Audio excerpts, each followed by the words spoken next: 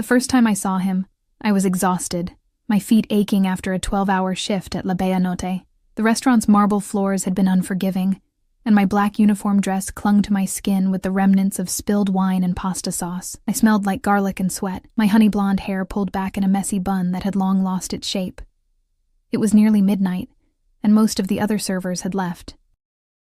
I stayed behind to help Marco, the owner, who had been kind enough to hire me 6 months ago when I'd arrived in Chicago, with nothing but a suitcase and secrets that weighed heavier than any luggage. "Lily, take this to table 9, then you can go," Marco said, sliding a bottle of 30-year-old Macallan across the bar. "Last table." I nodded, too tired to speak, and lifted the silver tray. Table 9 was in the private alcove, a section reserved for patrons who didn't want to be seen, the kind who tipped well but whose eyes you avoided meeting. The lighting dimmed as I approached, the plush carpet muffling my footsteps. A hushed conversation ceased the moment I appeared, and that's when I felt it, a shift in the air, like oxygen being pulled from the room. 4 men sat around the table, 3 in dark suits who appeared to be cut from the same cloth. Broad shoulders, vigilant eyes, hands that never strayed far from their jackets. But the 4th man, he was different. He sat with his back to the wall, facing the entrance, a position I'd learned meant power. His suit wasn't just expensive, it was bespoke, molded to his frame like it had been created with him in mind. Charcoal gray against a crisp white shirt, the top button undone as if even fabric didn't dare constrict him. His hair was black as midnight, styled back to reveal a face that seemed carved from stone, all sharp angles and cold perfection. But it was his eyes that made me falter. Dark, bottomless. They fixed on me the moment I entered, tracking my movement with predatory focus. Not leering like the businessmen who sometimes patted my backside, but assessing, calculating, like I was a puzzle to solve or territory to map. "Your Macallan, sir," I said, placing the bottle down, careful to keep my hand steady. I felt his gaze burning into my skin as I arranged the glasses, wondering why the air suddenly felt too thick to breathe. "What's your name?" His voice was low, roughened at the edges but cultured, with the faintest trace of an accent I couldn't place. I made the mistake of looking up. Our eyes met, and something electric shot through me, a warning flare from every cell in my body. "Lily," I answered, my voice smaller than I intended. His lips curved, not quite a smile. "Lily," he repeated, as if tasting the word. "Like the flower." I nodded, wanting nothing more than to retreat, to escape those eyes that seemed to see right through me. "Sir, would you like me to pour?" I asked, desperate to end this interaction. He leaned back slightly. "Please." My hands trembled as I broke the seal on the bottle, pouring amber liquid into crystal. His eyes never left me, making my skin prickle with awareness.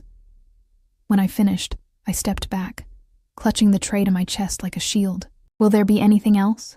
I asked, addressing no one in particular. "That will be all, Lily." He dismissed me, but as I turned to leave, he added, "For now." I escaped to the back room, leaning against the wall, heart hammering against my ribs. The intensity of his gaze had left me feeling exposed, as if he could see the secrets I kept buried. The reason I'd fled Boston, the reason I couldn't go back. "You okay?" Marco asked, his brow furrowed with concern. "You look like you've seen a ghost." "I'm fine," I lied. "Just tired." "Who is that man?" "The one at table 9. Marco's expression changed, a flicker of fear crossing his weathered face. "Alexander Volkov. He owns half the north side." His voice dropped to a whisper. "And not the legal half. Don't catch his attention, Lily. Men like him, they take what they want." Too late, I thought, remembering the way his eyes had tracked me, marked me. I left through the back door 30 minutes later, pulling my threadbare coat tighter against the autumn chill. The alley behind La Notte was poorly lit, puddles from the afternoon rain reflecting the yellow glow of a distant street lamp. My apartment was 15 blocks away, but I couldn't afford a cab, not if I wanted to make rent next week. The sound of an engine purring to life made me freeze. A sleek black Mercedes idled at the end of the alley, its windows tinted to opacity. As I watched, the rear window rolled down, revealing that same devastating face, those same dark eyes. "It's late," Alexander Volkov said, his voice carrying effortlessly through the night air. "You shouldn't walk alone." I clutched my purse tighter. "I'll be fine." "That wasn't a suggestion, Lily." The car door opened. "Get in." Everything in me screamed to run, but where would I go? If Marco was right, this man owned these streets. So I approached the car, feeling like a moth drawn to a flame that would surely burn me to ashes. The interior was leather and warmth, the scent of expensive cologne mingling with something darker, something distinctly male. He sat across from me, one leg crossed over the other, studying me with those unreadable eyes. "Where do you live?" he asked. I hesitated, then gave him my address, watching as he relayed it to the driver without taking his eyes off me. "You're new to Chicago," he stated, not asked. 6 months, I admitted, wondering how he knew. "And before that?" My heart stuttered. "Boston." "Running from something?" His question hit too close to the truth, making my breath catch. "Just looking for a fresh start." His lips curved again, that same not-quite smile that didn't reach his eyes. "Everyone who comes to this city is running from something, Lily. The question is whether it's worth running from." The car moved smoothly through empty streets, the silence between us charged with unspoken questions. I stared at my hands, at the chipped nail polish and calluses from months of carrying trays, aware of how rough they looked compared to his manicured perfection. "You work hard," he observed, following my gaze to my hands. "I have bills to pay. And no one to help you pay them?" I looked up sharply. "I take care of myself." Something flashed in his eyes. Approval, perhaps, or amusement. Admirable. Rare, these days. The car slowed to a stop in front of my building, a crumbling brownstone with graffiti marring its facade. I reached for the door handle, eager to escape the confines of the car and the weight of his attention. "Thank you for the ride," I said stiffly. "Lily." My name on his lips made me pause. "I'll be seeing you again." It wasn't a question or even a promise. It was a statement of fact, delivered with absolute certainty. I got out without responding, feeling his eyes on my back as I hurried up the steps to the entrance. Only when I was inside, with the door locked behind me, did I allow myself to breathe. That night, I dreamt of dark eyes and hands that could either protect or destroy. I woke sweating, tangled in cheap sheets, with the certainty that something had irrevocably changed. I was right. The next morning, a package waited outside my door. No card, no note, just an elegant box tied with a black ribbon. Inside, nestled in tissue paper, lay a lily pendant on a silver chain, a perfect, delicate flower, captured in white gold and diamonds. A chill ran down my spine. He knew where I lived. He knew my name. And somehow, in the span of one brief encounter, I had caught the attention of a man who, according to Marco, took what he wanted. What I didn't know then, what I couldn't have known, was that Alexander Volkov had recognized something in me that night, not the secrets I was keeping, not yet, but something else, something that made him see me not just as a tired waitress with worn hands, but as a replacement for what he had lost. And that realization would change everything. 3 days passed without incident. No more gifts appeared at my door. No black Mercedes waited in the alley.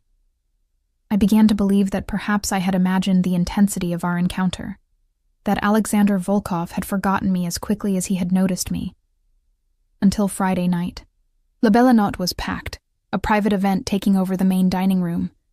I moved between tables with practiced efficiency, smiling mechanically at guests who barely registered my existence. My feet ached, my lower back burned, but I kept moving. Tips would be good tonight, and I needed every dollar. "Lily?" Marco appeared beside me, his face tense. "Table 9, now," my stomach dropped. "Can't Sophia take it? I have 3 tables waiting for—" "He asked for you specifically." Marco's eyes held a warning, "Don't keep him waiting." I handed my tray to another server and made my way to the alcove, each step heavier than the last. The pendant he had given me hung around my neck, hidden beneath my uniform.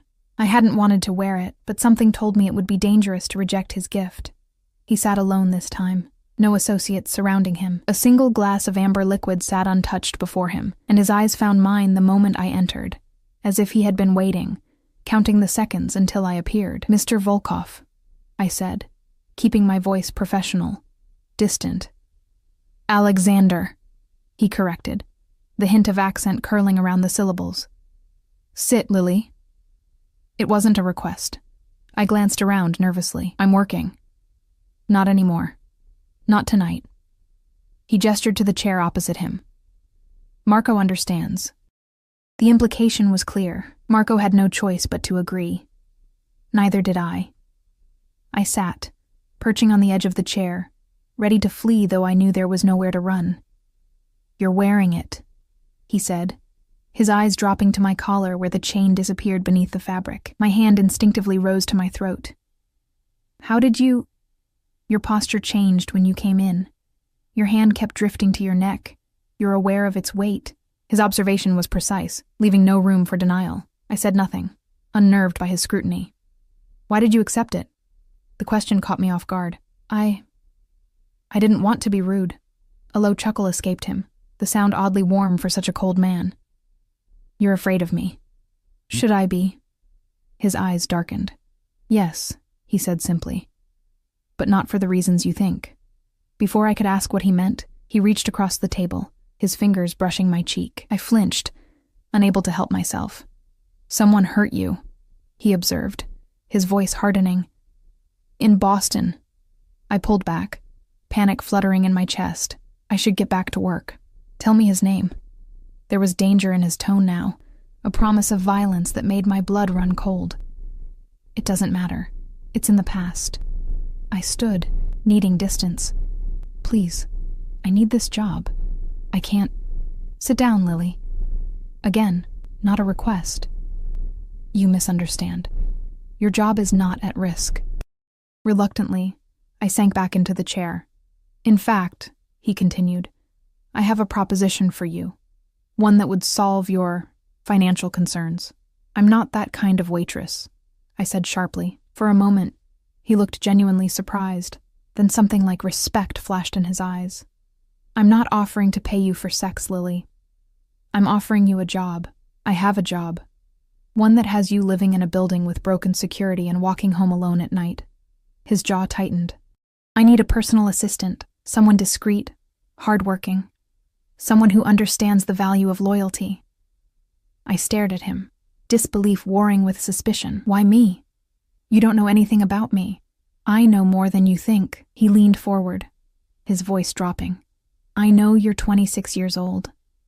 I know you left Boston 4 days after filing a police report that was mysteriously withdrawn. I know you've been working 2 jobs since you arrived in Chicago and sending money to a P.O. box in Massachusetts every month." My blood turned to ice. "You've been investigating me, researching," he corrected, as if the distinction mattered. "I don't take risks, Lily, not with who I allow close to me." "And what makes you think I want to be close to you?" His lips curved in that not-quite smile. "The salary is 3 times what you make here. The hours are irregular, but the benefits, substantial.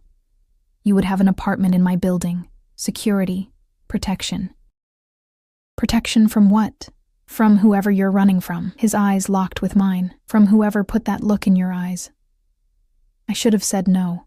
Should have walked away from the table, away from those penetrating eyes that seemed to see too much. But when Alexander mentioned the salary, 3 times what I made at the restaurant, all I could think about was Maddie, about the mounting medical bills and the treatment she needed. "I'll need to think about it," I said, trying to keep my voice steady. He reached into his jacket and produced a business card. Thick, cream-colored stock, with only a phone number embossed in black. "You have until tomorrow night." He placed it on the table between us, then stood. "I don't like to be kept waiting, Lily." I watched him leave, his movements fluid and controlled, like a predator confident in its territory. Only when he was gone did I realize I had been holding my breath. Marco appeared at my side almost immediately. "What did he want?" he asked, his voice hushed, fearful. "He offered me a job," I said, still staring at the door Alexander had disappeared through. Marco's face paled. "What kind of job?" His assistant. Relief washed over Marco's features. That's not what I expected. He hesitated. But Lily, men like Volkov, they don't separate business from pleasure. If he wants you as his assistant, he wants you in other ways too. I knew Marco was right. The way Alexander looked at me wasn't purely professional. There was hunger there, a possessiveness that both terrified and, if I was honest with myself, thrilled me. But I couldn't afford to be thrilled. Not with everything at stake. I haven't said yes, I told Marco, tucking the card into my pocket. But even as I said it, I knew what my answer would be. For Maddie, I would do anything. Even make a deal with the devil. I finished my shift in a daze, mechanically serving drinks and collecting plates, all while feeling the weight of the business card in my pocket. By the time I left, the night air had turned bitter with cold, a reminder that winter was coming. Winter meant higher heating bills, more medicine for Maddie's weak lungs, expenses I could barely cover with 2 jobs. The walk home seemed longer than usual, shadows stretching from alleyways like fingers. Twice, I thought I heard footsteps behind me, but when I turned, there was only emptiness. Still, I couldn't shake the feeling of being watched. My apartment was cold and dark, the ancient radiator making more noise than heat. I turned on the single lamp beside my bed, its weak glow doing little to dispel the gloom. Then I took out the business card, running my thumb over the raised numbers, feeling the quality of the paper. 3 times my salary. An apartment with security. Protection. I picked up my phone and dialed the number I called every Thursday night. Hello? The voice on the other end was thin, fragile. Hi, Mrs. Peterson. It's Lily. How is she today? There was a pause, the sound of movement. She asked for you again. Wanted to know when you're coming home. My heart constricted. Can I talk to her? She's sleeping now. The new medication makes her drowsy. Mrs. Peterson's voice dropped. Lily. The doctor called. They're recommending a specialist in Chicago, actually. But the cost. How much? I asked, already knowing I couldn't afford it. When she told me the figure, I closed my eyes, despair washing over me. It was impossible. Unless... I'll figure it out, I promised.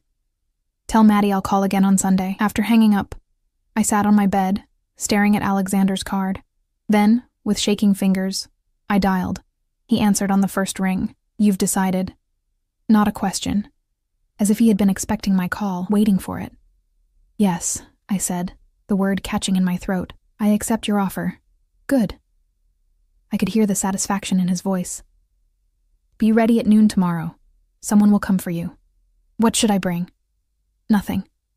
Everything will be provided. The call ended abruptly, leaving me with the realization of what I had just done. I had agreed to work for a man I barely knew. A man who, by all accounts, was dangerous. A man who had investigated me, who seemed to know about my past. But not everything, I reassured myself. He couldn't know everything. Sleep eluded me that night. I tossed and turned, haunted by dark eyes and the phantom sensation of fingers brushing my cheek. When dawn finally broke, I was already awake, watching the pale light seep through my threadbare curtains. At exactly noon, a knock came at my door. I opened it to find a tall, broad-shouldered man in a suit, his expression impassive. Miss Lily Chen? He asked, his voice surprisingly gentle for someone so imposing. I nodded, clutching my small bag. Despite Alexander's instructions to bring nothing, I couldn't leave behind the few precious items I owned, the photograph of Maddie, the locket from my mother, and the envelope containing what little savings I had managed to accumulate. I'm Dmitri. Mr. Volkov sent me to escort you. He eyed my bag but said nothing, instead gesturing toward the stairs. The car is waiting. And it wasn't the Mercedes from before, but a sleek black SUV, its windows tinted against prying eyes. Dmitri opened the rear door for me, and I slid in, half expecting to find Alexander inside. But the car was empty save for the driver, a young man who nodded to me in the rearview mirror. We drove in silence, leaving my neighborhood behind, traveling deeper into the city's affluent north side. The buildings grew taller, cleaner, the streets wider and better maintained.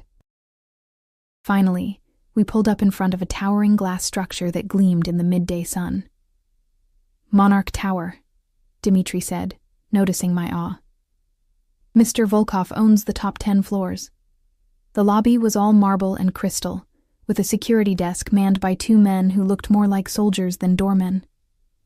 They nodded respectfully to Dmitri as he led me to a private elevator at the back of the lobby, accessible only with a key card. "Your new home," Dmitri said, as the elevator ascended silently, "is on the 48th floor. Mr. Volkov resides in the penthouse, floors 50 through 52. The elevator opened directly into a hallway with only 2 doors. Dmitri led me to the one on the left, unlocking it with a key card which he then handed to me. "This is yours now," he said. "Mr. Volkov will see you at 6 o'clock tonight, on the 51st floor. I'll come for you at 5:45. Then he was gone, leaving me alone in what could only be described as a dream apartment. Floor-to-ceiling windows offered a breathtaking view of the city and Lake Michigan beyond. The furnishings were modern but comfortable, in shades of cream and soft blue. The kitchen gleamed with stainless steel appliances, and when I opened the refrigerator, I found it fully stocked. But it was the bedroom that left me speechless.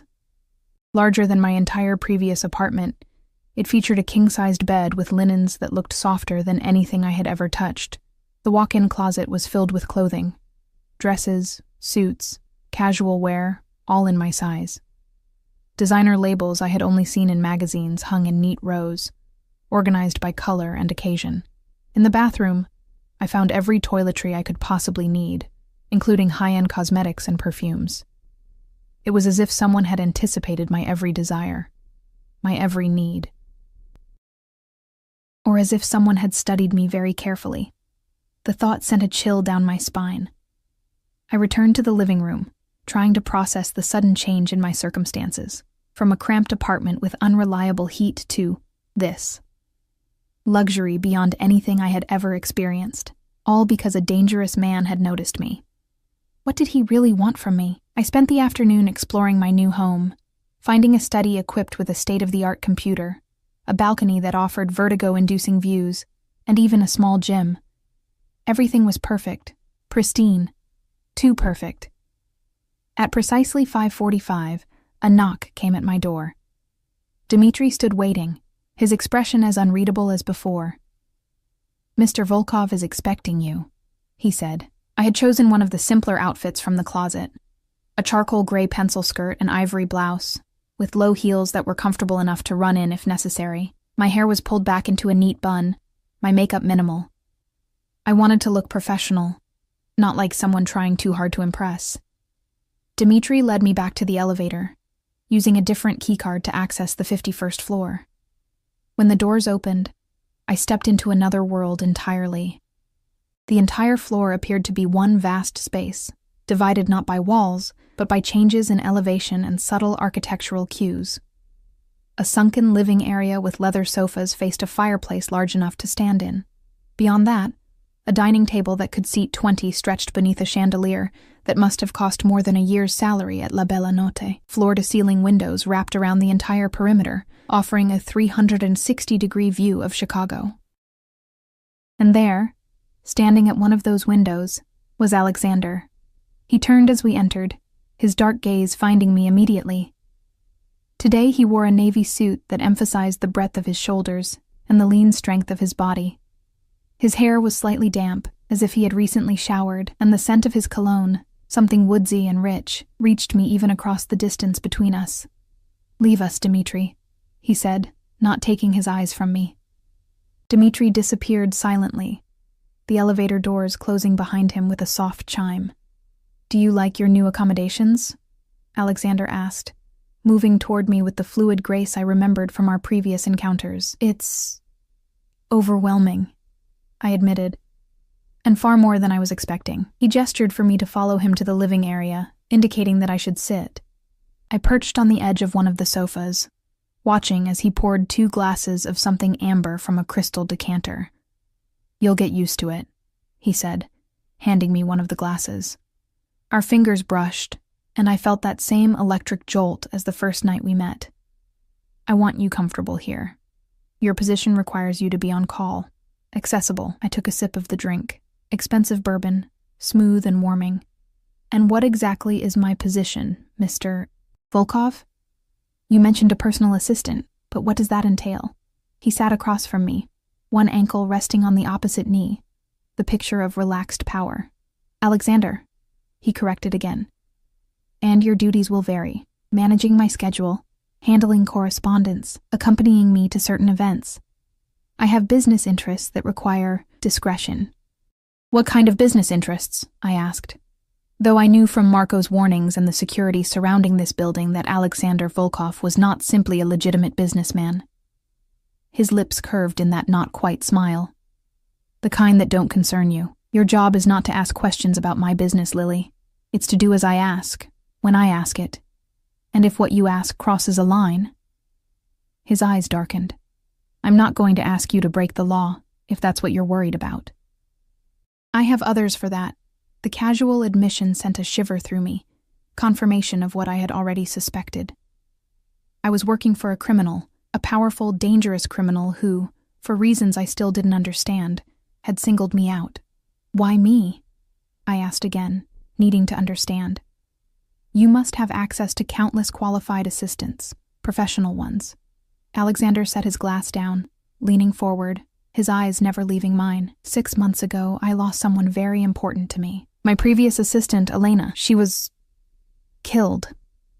The blunt statement hung in the air between us, heavy with unspoken implications. I'm sorry, I said, unsure how to respond. She was more than an assistant, he continued, his voice hardening. She was family, and she was betrayed by someone I trusted. Family. The word seemed at odds with the cold, calculating man before me. When I saw you at the restaurant, you reminded me of her. Not physically.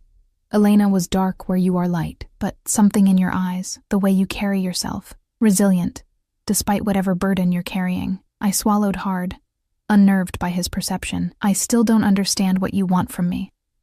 Loyalty, first and foremost. Discretion. Competence. He paused, his gaze intensifying. And eventually, trust. Trust is earned, I said quietly. For the first time, a genuine smile touched his lips, transforming his face from something cold and remote to something startlingly human. Yes, he agreed, it is.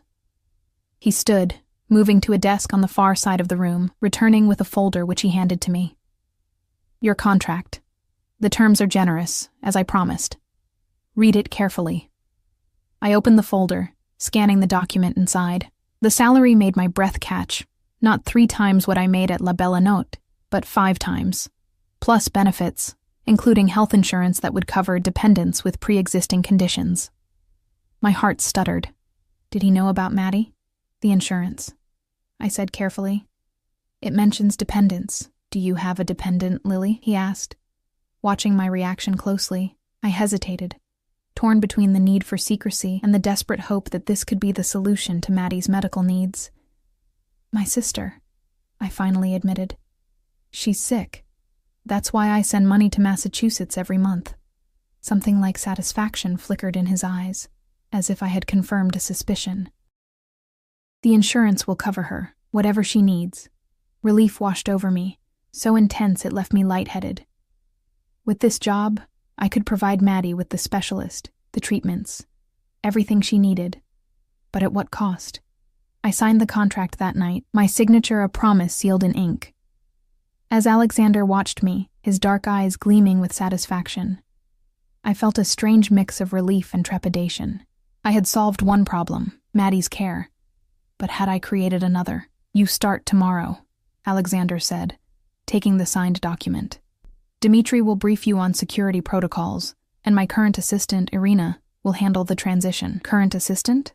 I asked, surprised he hadn't mentioned another assistant before. Irina is temporary. She handles the business side only. His gaze lingered on my face. You will have different responsibilities. The way he said it sent a shiver down my spine, not entirely from fear.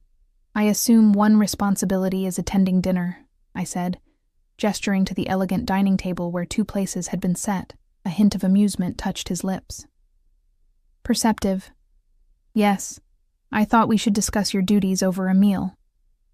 He moved toward the table, pulling out a chair for me. I find conversations flow more naturally over good food and wine. Dinner was an elaborate affair served by a private chef who appeared and disappeared with silent efficiency. The food was exquisite, seared scallops followed by a perfectly cooked steak, accompanied by wines I couldn't begin to identify, but knew must cost more than a week's salary at my old job. Throughout the meal, Alexander outlined my responsibilities, managing his personal schedule, coordinating with his security team, attending certain meetings and events with him, handling correspondence that required discretion. Nothing illegal, as he'd promised, but clearly designed to keep me close to him at all times. You mentioned Elena was killed, I said carefully, watching his expression. Is that why the security is so intense? His face hardened, the warmth that had begun to emerge during dinner vanishing instantly. Elena's death is not a topic for discussion. I should have backed down, but something pushed me to press further. If I'm stepping into a position that got someone killed, don't I deserve to know the risks? Alexander set down his wine glass with deliberate care. Elena wasn't killed because of her position. She was killed because someone wanted to hurt me. His eyes met mine, cold and dangerous. The risk to you depends entirely on how valuable you become to me. The implication was clear. The closer I got to him, the more of a target I would become, yet there was something else in his words. A layer of meaning I couldn't quite grasp. Why would someone want to hurt you through her? I asked. If she was just your assistant, I told you. She was family. His voice was sharp enough to cut. My cousin. The only family I had left after my parents died. The revelation stunned me into silence. This dangerous man, this apparent criminal, had lost someone he loved, and now he had hired me because I somehow reminded him of her. The knowledge shifted something in my understanding of him, added a dimension I hadn't expected. Grief, loss, humanity beneath the cold exterior. I'm sorry, I said softly. I didn't mean to pry. His expression softened fractionally. Yes, you did. You want to understand what you've gotten yourself into. He leaned back, studying me. Caution is wise, Lily, but remember, curiosity can be dangerous in my world. The warning hung between us as dessert was served. A delicate chocolate creation I barely tasted, too caught up in trying to navigate the shifting currents of our conversation. There's something else we need to discuss, Alexander said as the chef cleared our plates. Your sister's medical care. My head snapped up. How did you... The same way I knew about your police report in Boston. The P.O. box. Your 2 jobs. His tone was matter of fact. I have resources, Lily, and I make it my business to know everything about the people close to me. Maddie isn't part of this, I said quickly, protective instinct flaring. She's innocent. Of course she is. Something like gentleness entered his voice. Which is why I've arranged for her to be transferred to Chicago Memorial. The specialist there is the best in the country for respiratory conditions. I stared at him, disbelief warring with desperate hope. You can do that? I already have. He produced an envelope from his jacket pocket and slid it across the table. Transportation has been arranged for next week. She'll have a private room, round-the-clock care. With trembling fingers, I opened the envelope to find documents confirming everything he'd said. Hospital admission papers, insurance details, even travel arrangements for Maddie and Mrs. Peterson. Why? I whispered, overwhelmed. Why would you do this? Alexander rose, moving to stand at the window, his back to me. For a long moment he was silent, the city lights casting his silhouette in sharp relief against the darkness beyond. Because I know what it's like to watch someone you love suffer, he said finally, his voice low. To feel helpless to protect them, I stood, drawn to him by the unexpected vulnerability in his words. Alexander. He turned, and the expression on his face made my breath catch. Intense, possessive, almost hungry. Make no mistake, Lily. This isn't charity. Everything I give comes with a price. What price? I asked, suddenly very aware of how close we were standing, of the heat radiating from his body. His hand rose, fingers tracing the line of my jaw with feather-light precision. Loyalty. Absolute, and unwavering.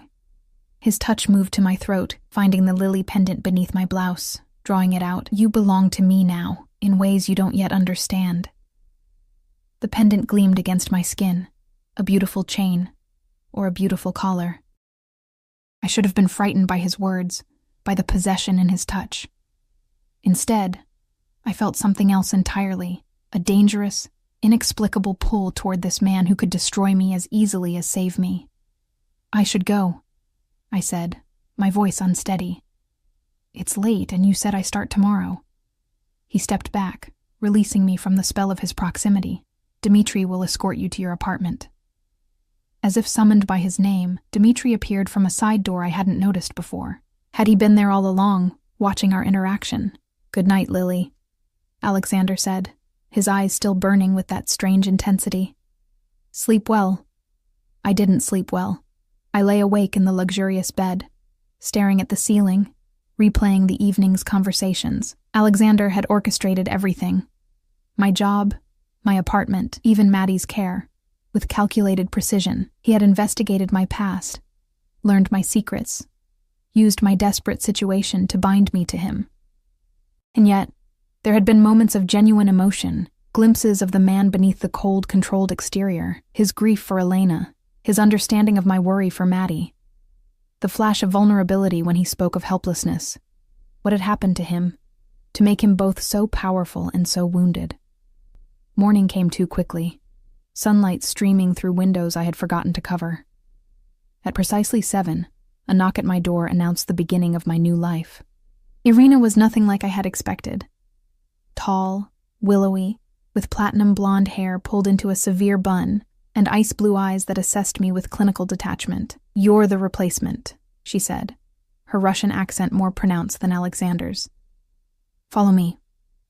She led me to the 49th floor, which appeared to function as Alexander's business headquarters. Unlike the residential luxury of the 51st floor, this space was designed for efficiency. A sleek, modern office with multiple workstations, conference rooms, and a central area where several people worked at computers. "This is where I work," Irina explained, leading me to a desk near a large corner office. "You will rarely be here.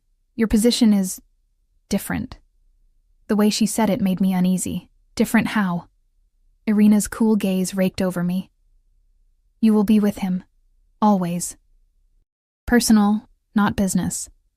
Her lips curved in what might have been a smile or a sneer. "The last girl like you didn't last long." "The last girl like me? You mean Elena?" Something flickered in her eyes, surprise, perhaps, that I knew the name. "No. After Elena, there was another, Natalia. She disappointed him." The implication sent a chill through me. What happened to her? "She is gone." Irina shrugged, dismissing the subject. "Now your schedule." For the next hour, Irina briefed me on Alexander's daily routines, his preferences, the protocols for different situations. It was overwhelming. The level of detail, the absolute precision required. Alexander Volkov lived by strict rules, and he expected those around him to adapt accordingly. "He doesn't like to be kept waiting," Irina said, echoing Alexander's words from our first meeting. "He doesn't like surprises. He doesn't like questions about his business. Remember these things, and perhaps you will last longer than Natalia." By mid-morning, my head was spinning with information. Irina had just begun explaining the security protocols when the elevator doors opened, and Alexander himself stepped out, followed by 2 men I hadn't seen before. The atmosphere in the room changed instantly. Backs straightened, conversations ceased, all eyes lowered respectfully. It was like watching subjects respond to a king, I thought, or perhaps more accurately, a dictator. Alexander's gaze found me immediately, as if drawn by some invisible thread. He crossed to where Irina and I stood, his movements fluid and purposeful. "Irina, the Petrov documents?" "On your desk, sir." He nodded, then turned to me. "Lily, how are you finding your first day?" Before I could answer, one of the men who had accompanied him stepped forward, whispering something urgent in his ear. Alexander's expression darkened, a flash of cold fury crossing his features, before his face settled back into its usual mask of control. "Change of plans," he said, his voice tight. "Lily, you'll be coming with me." "Where?" I asked, forgetting Irina's warning about questions. To my surprise, he answered, "Hospital. There's been an incident with one of my men." His eyes held mine, serious and intent. "This is your first test. I need someone I can trust in this situation. Someone who won't ask unnecessary questions or speak to the wrong people." I nodded, understanding the significance of what he was asking. He was taking me into his confidence, testing my discretion, my loyalty. "I'll get my coat," I said. 10 minutes later, I was seated beside Alexander in the back of his Mercedes, speeding through the city toward Chicago Memorial. Ironically, the same hospital where Maddie would soon be treated. The coincidence wasn't lost on me, nor was the symbolism. The place that would save my sister was also the place where Alexander was testing my allegiance to him. "One of my security team was shot last night," Alexander said, breaking the tense silence in the car. "Maxime. He's been with me for 5 years. The personal connection surprised me." "I'm sorry. Is he going to be all right?" "The doctors say his condition is critical but stable." His jaw tightened. He was off duty. Walking home from a bar, 2 men approached him, asked for a cigarette, then shot him twice in the chest. "A robbery?" I asked, though I suspected it wasn't that simple. Alexander's eyes met mine, dark with controlled rage. "A message. For me." The hospital was a flurry of activity when we arrived, but a path cleared for Alexander as if by magic. Staff members nodded respectfully. Security guards stepped aside, and within minutes, we were being escorted to a private room in the intensive care unit. 2 men in suits stood guard outside the door. Alexander's men, I realized, not hospital security. They nodded to him with deference tinged with fear. Inside the room, a man lay unconscious, connected to numerous machines that beeped and hummed in a symphony of survival. His face was pale, his breathing shallow despite the ventilator. He looked younger than I had expected, perhaps early 30s, with the muscular build of someone who had spent a lifetime in physical training. Alexander moved to the bedside, his expression softening as he looked down at his injured man. Gently, almost tenderly, he placed a hand on Maxime's shoulder. "Find who did this," he said, his voice barely above a whisper, but filled with lethal promise. "Find them, and bring them to me. Alive." I realized he was speaking to someone behind us, another of his men who had entered silently, while my attention was on Maxime. "Yes, sir," the man responded, then disappeared as quickly as he had come. Alexander stayed by the bedside for several minutes, speaking softly in Russian, words I couldn't understand but whose meaning was clear in his tone. Comfort, reassurance, promise. It was another glimpse of the man beneath the ruthless exterior, the man who cared for those loyal to him, who inspired such devotion that his men would stand guard outside a hospital room, despite their own vulnerability. As we left the hospital, I found myself studying Alexander's profile, trying to reconcile these contradictions. The man who threatened and possessed, who spoke of loyalty as if it were a commodity to be bought, yet who showed such genuine concern for those he considered his own. "You're staring, Lily," he said, not turning to look at me. "I'm trying to understand you," I admitted. He did look at me then, his eyes unreadable. "Understanding isn't necessary, obedience is." "Is that what you wanted from Elena, from Natalia? Just obedience?" The name Natalia seemed to surprise him. "Irina has been talking, I see. She mentioned there was someone between Elena and me. Someone who disappointed you." His expression hardened. "Natalia made a choice. The wrong choice." "What choice?" "She betrayed my trust." His voice was cold, final. "That's all you need to know." The rest of the ride back to Monarch Tower passed in silence, but I could feel the tension radiating from him. A barely contained fury that had nothing to do with me, and everything to do with whoever had ordered the attack on his man. Back at the tower, Alexander escorted me to my apartment door, an unexpected courtesy that left me uncertain. "You did well today," he said, his anger apparently under control again. "No unnecessary questions at the hospital. No visible reaction to Maxime's condition." "Thank you," I said, unsure if it was actually a compliment to be good at hiding my emotions, at not asking questions, he stepped closer, invading my space in that way he had, making me acutely aware of his physical presence, his height, his strength, the scent of his cologne mingling with something darker, something uniquely him. "There's a dinner tomorrow night. You'll attend with me." His hand rose to my face, tucking a strand of hair behind my ear, the touch lingering. "Wear the dress hanging in your closet, the blue one." I hadn't seen a blue dress, but I had no doubt it would be there, chosen by him, waiting for me like everything else in this new life he had constructed. "What kind of dinner?" I asked, finding my voice despite the disorienting effect of his proximity, the kind where appearances matter. His eyes darkened. "Where everyone will be watching to see who stands by my side." There was meaning in his words I couldn't quite grasp, a significance beyond a simple business dinner. I had the distinct impression I was being presented, displayed, as something more than an assistant. "Alexander," I began, uncertain how to phrase my concern. "Sleep well, Lily," he interrupted, stepping back. "Tomorrow will be illuminating." As I watched him walk away, I couldn't shake the feeling that I was being drawn deeper into a world I didn't understand, bound by invisible threads to a man who was becoming more enigmatic, more dangerous, and more compelling with each encounter. What I didn't know then, what I couldn't have known, was that the dinner would change everything. That the secret I had been keeping, the one thing Alexander hadn't discovered in his investigation, was about to be exposed in the most public, most devastating way possible, and that Alexander Volkov, the man who owned half of Chicago's underworld, was about to discover the one thing that could make him my desperate slave. The blue dress was hanging in my closet the next morning, just as Alexander had said it would be. Sapphire silk that flowed like water through my fingers, cut to accentuate curves I usually tried to hide.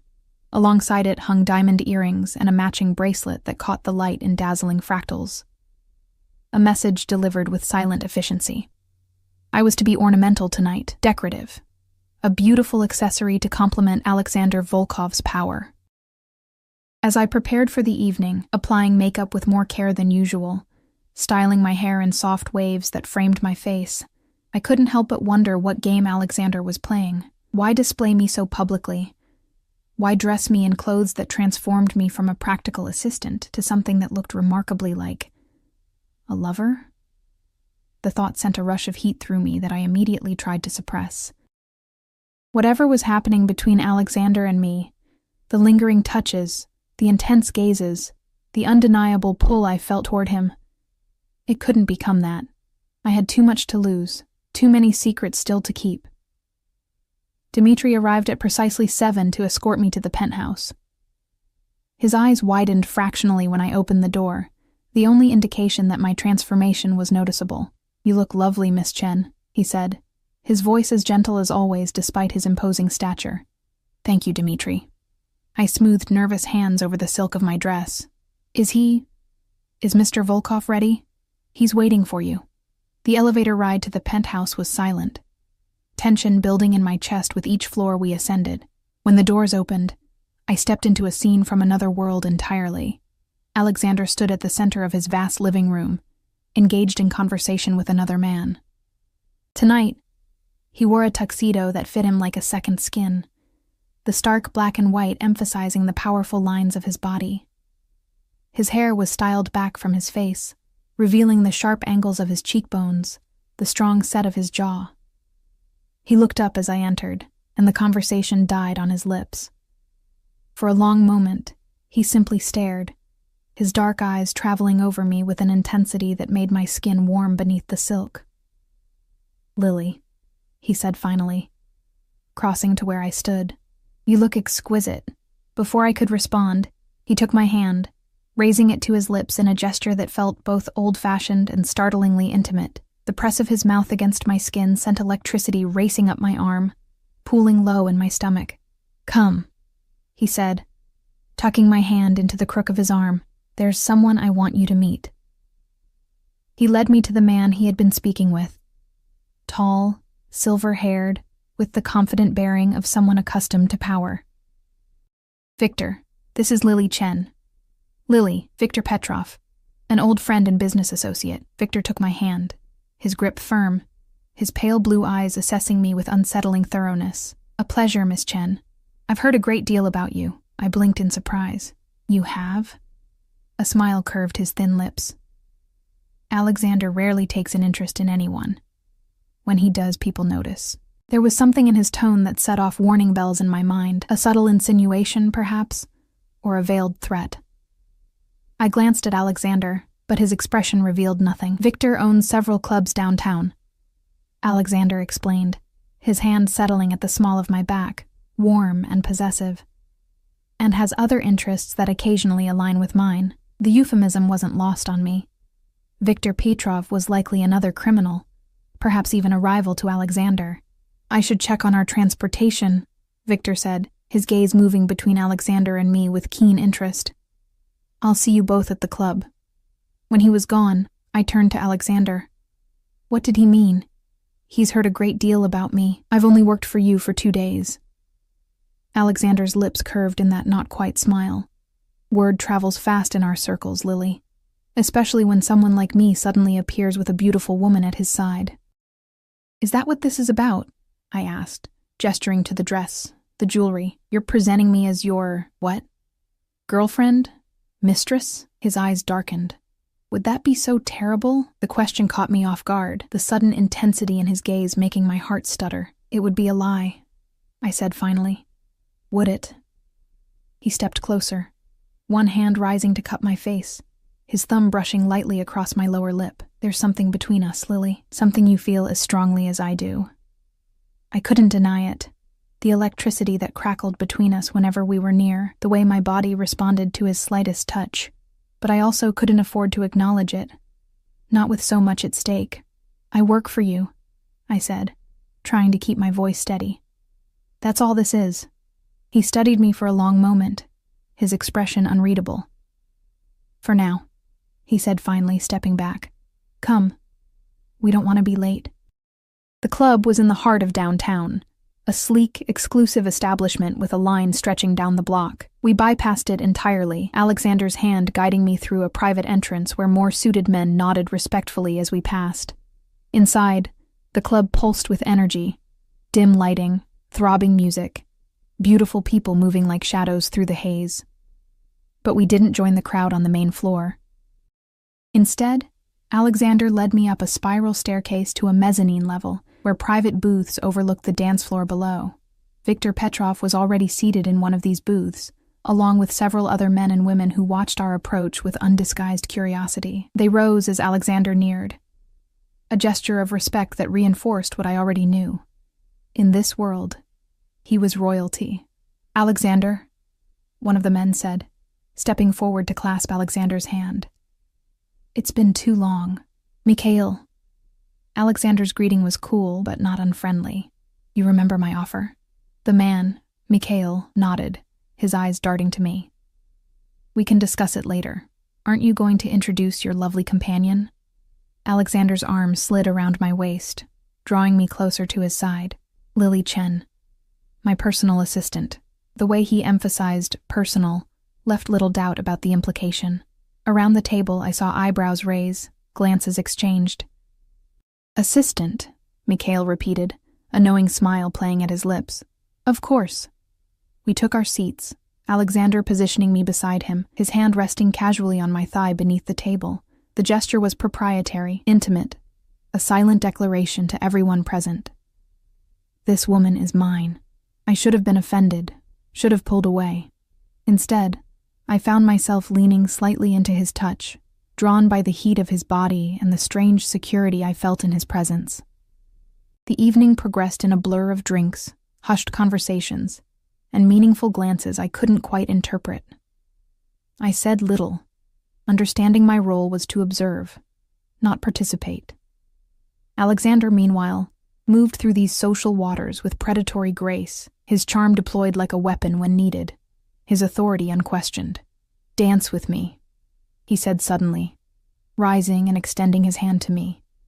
It wasn't a request, but a command, delivered in front of his peers. To refuse would undermine whatever image he was cultivating, so I placed my hand in his, allowing him to lead me to a small dance floor adjacent to the private booths. The music had shifted to something slower, more sensual. Alexander pulled me against him, one hand at my waist, the other clasping mine, our bodies close enough that I could feel the steady beat of his heart. "You're quiet tonight," he observed, his voice low in my ear. "I'm trying to understand what's happening," I admitted. "Why you brought me here. Why you're presenting me as something more than your assistant." His hand tightened slightly at my waist.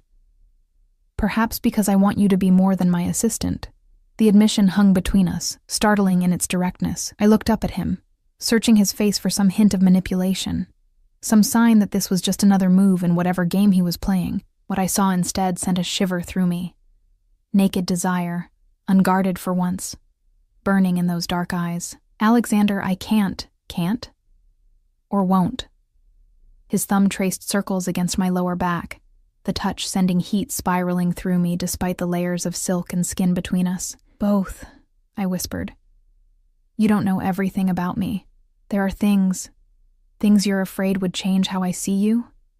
He pulled me closer, his lips brushing my temple. "There's nothing you could tell me that would make me let you go, Lily. Not now." The certainty in his voice terrified me, because I knew he was wrong. There was one thing, one secret, that would change everything. The very reason I had fled Boston. The reason I needed money for Maddie. The reason I woke gasping from nightmares. We continued to dance, my thoughts spinning in frantic circles. I was being drawn deeper into Alexander's world, into his arms, with each passing moment. And somewhere in the city, arrangements were already being made to bring Maddie to Chicago, to bring her into his orbit as well. I needed to pull back, to establish boundaries, to remember why I had taken this job in the first place. Survival, not romance. Especially not romance with a dangerous man who thought he owned me. The dance ended, and Alexander led me back to the booth.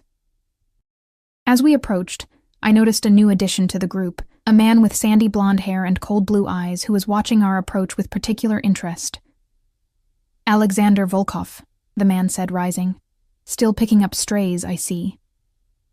The atmosphere around the table instantly tensed, Victor and Mikhail exchanging alarmed glances.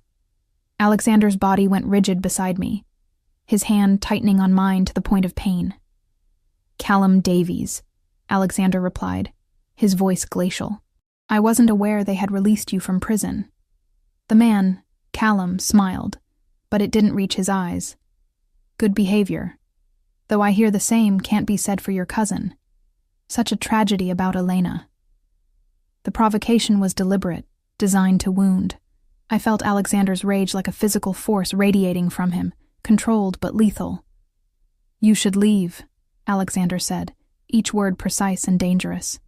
"Before I forget we're in public." Callum's gaze shifted to me, a slow, insulting perusal that made my skin crawl. "Aren't you going to introduce me to your new plaything?" "That's enough, Davies," Victor interrupted, standing. "This is my establishment and you weren't invited." "Just paying my respects," Callum said, his eyes never leaving me, "and satisfying my curiosity about the woman who's replaced poor Elena." And what was the other one? Natalia? Something in the way he said Natalia's name, a particular emphasis, a knowing glance, made ice form in my stomach. This man knew something about the woman who had disappointed Alexander, the one Irina had said was gone. "Curiosity can be dangerous," Alexander said, echoing his warning to me from the night before. "Especially for someone in your position."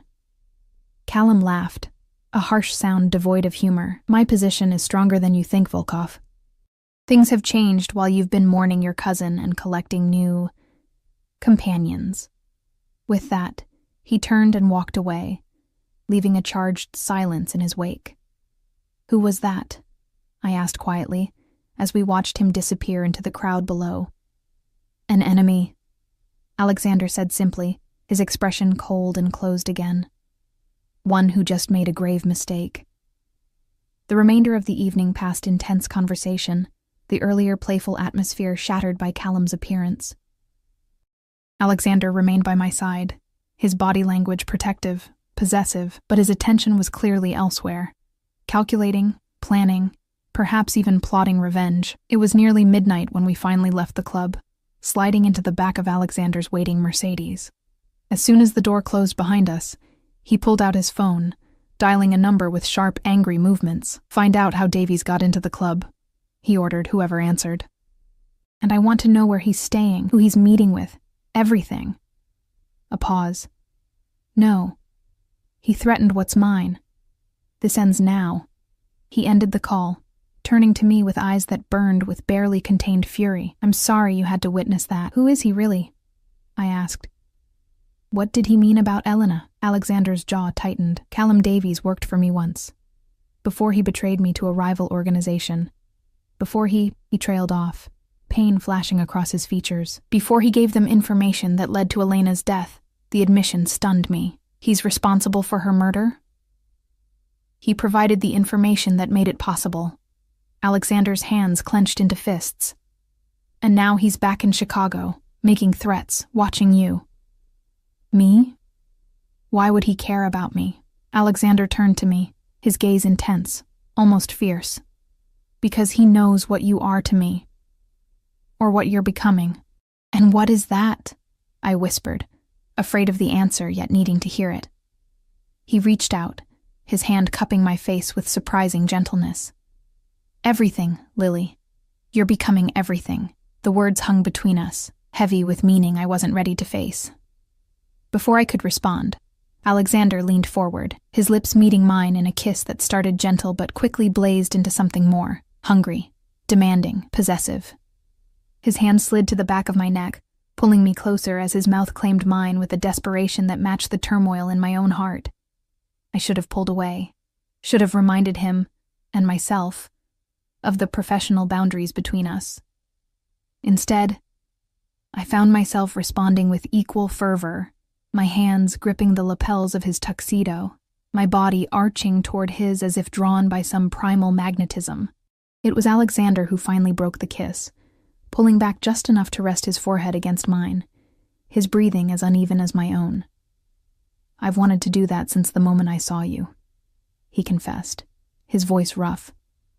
Standing in that restaurant, exhausted but unbowed, with eyes that held secrets and strength in equal measure. "This complicates everything," I said, trying to hold on to rationality even as my body hummed with the aftermath of his kiss. "Life is complicated, Lily." His thumb traced my lower lip, swollen from his kiss. "But some things are simple. You're mine now, to protect, to cherish, to possess." The possessiveness in his words should have repelled me. Instead, it sent a shiver of something dangerously close to desire racing down my spine. In the short time I had known him, Alexander Volkov had become a force in my life. Dangerous, yes, but also compelling, addictive. He had given me security, hope for Maddie, and a sense of belonging I hadn't felt since fleeing Boston, but at what cost? The car pulled up to Monarch Tower, and Alexander escorted me to my apartment in silence. His hand at the small of my back, the heat of his touch burning through the thin silk of my dress. At my door, he paused, his eyes searching mine. "I want you to come to Moscow with me. Next week. There's business I need to attend to, and I want you by my side." The request, command, took me by surprise. "Moscow? But Maddie will be arriving. She'll be safe at the hospital. We'll only be gone 3 days. His hand brushed my cheek. "Say yes, Lily. 3 days in Moscow, with Alexander. Away from Chicago, from the complicated web I was becoming entangled in." It should have been an easy decision to refuse. "Yes," I heard myself say instead, the word slipping out before I could reconsider. Satisfaction flickered in his eyes. He leaned down, pressing a brief, burning kiss to my lips. "Good night, Lily. Dream of me." As I watched him walk away, I realized with startling clarity that I was falling for Alexander Volkov, the man who had bought my loyalty, who had claimed me as his possession, who lived in a world of violence and power I still didn't fully understand. And I had 3 days, 3 days before Maddie arrived, before we left for Moscow, to decide if I could trust him with my final, most dangerous secret. The secret that could turn everything between us to ash, or the one that could make this dangerous, powerful man my desperate slave. The week before our departure for Moscow passed in a blur of preparations and mounting tension. By day, I shadowed Alexander through meetings and phone calls, learning the intricacies of his legitimate businesses, while carefully avoiding questions about his other enterprises. By night, I lay awake in my luxurious apartment, torn between anticipation and dread. Anticipation of Maddie's arrival, dread of the moment when my two worlds would inevitably collide. Alexander and I existed in a strange limbo after that kiss in the car. He didn't press for more, but his touches lingered. His gaze followed me with undisguised hunger, and the air between us crackled with unresolved electricity. We were circling each other, both aware that once we crossed that final line, there would be no going back. 3 days before our scheduled departure for Moscow, my phone rang at midnight. The hospital. Maddie had arrived early. I dressed hastily, my hands trembling with a mixture of excitement and fear. After 6 months of separation, I was finally going to see my sister again, my fragile, innocent sister who knew nothing of Alexander Volkov or the web I had entangled myself in. As I emerged from my apartment, I found Dmitri waiting in the hallway. "Mr. Volkov thought you might need transportation," he said gently, reading the surprise on my face. "He's already at the hospital." My heart stuttered. "He's there? With Maddie?" Dmitri nodded. He wanted to ensure everything was satisfactory for her arrival. The drive to Chicago Memorial passed in tense silence, my thoughts racing. What would Alexander think when he saw Maddie? Would he see what others had failed to notice? Would he connect the pieces I had so carefully kept separate? The hospital gleamed sterile and white under harsh fluorescent lights, as Dmitri escorted me through empty corridors to the private wing where Maddie would be staying. Outside a room guarded by one of Alexander's men stood Mrs. Peterson, the elderly neighbor who had cared for my sister since our parents' death. "Lily!" she exclaimed, embracing me. "Thank God you're here. The trip was exhausting for her, but the doctors say she's stable. And this facility, I've never seen anything like it. Your employer must be very generous." "Where is she?" I asked, peering past her to the closed door. "Inside, with that handsome young man of yours." He insisted on making sure everything was perfect for her. My stomach nodded. Alexander was alone with Maddie. Now, while I stood outside, paralyzed with fear. "I need to see her," I said, pushing past Mrs. Peterson toward the door. The private room was larger than some apartments I'd lived in, fitted with state-of-the-art medical equipment that hummed softly in the background. A large window overlooked the city lights, and comfortable chairs surrounded the hospital bed where my sister lay, her thin frame almost lost among the plush blankets. And there, seated beside her bed, was Alexander. He was leaning forward, listening intently as Maddie spoke, her pale face animated despite the oxygen tube in her nose. They both looked up as I entered, and the smile that broke across Maddie's face was like sunrise after endless night. "Lily!" she cried, her voice weaker than I remembered but still achingly familiar.